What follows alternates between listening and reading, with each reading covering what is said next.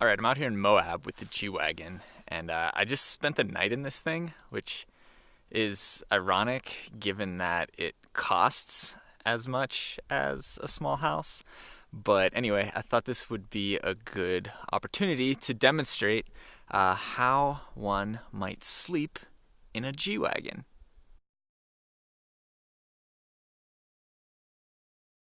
So first, a little on my experiences with sleeping in vehicles. I've slept in the back of my 1999 Toyota Land Cruiser plenty of times. It's got a pretty large cargo area, and when you fold the second row seats forward, the floor is completely flat, so it's fairly comfortable back there. I've also slept in the back of a modern Ford F-150 crew cab, which has an absolutely massive rear seat area.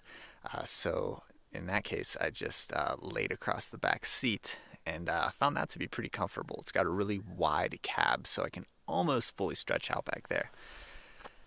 The G-Wagen, on the other hand, it's got some limitations. So when it comes to sleeping in an SUV, most people's first thought would be to put down the second row of seats and sleep in the back. And that was my first thought, but there's something kind of wonky about the floor design to this thing that makes that difficult. Let me show you. All right, so I'll open the rear door here.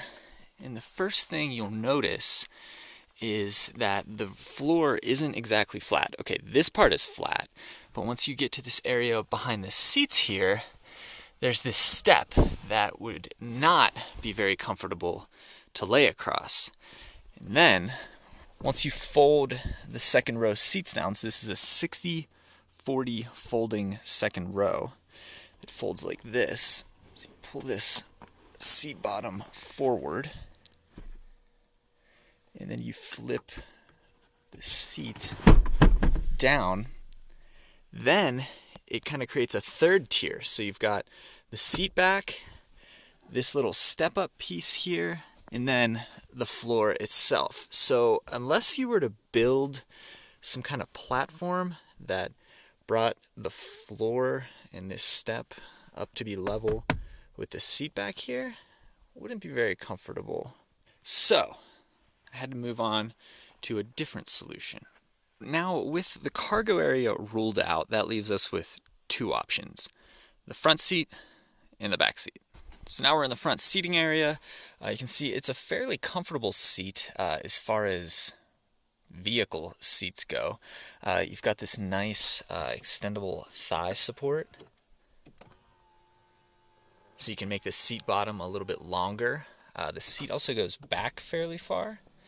So what I thought I would try is putting the seat all the way back, reclining it all the way, and it does go back pretty far.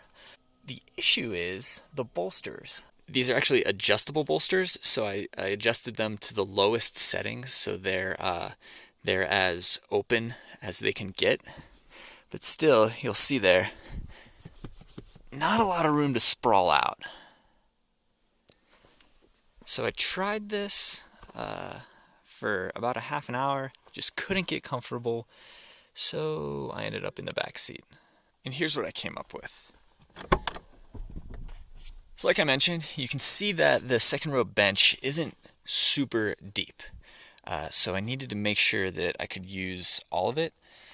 So what I did is crammed my fleece blanket in between the seat bottom and the seat back, and that would help to cushion me against the seat belts here that kind of poke out otherwise. So you can see I've got them covered up, and the fleece blanket also kind of makes a nice liner.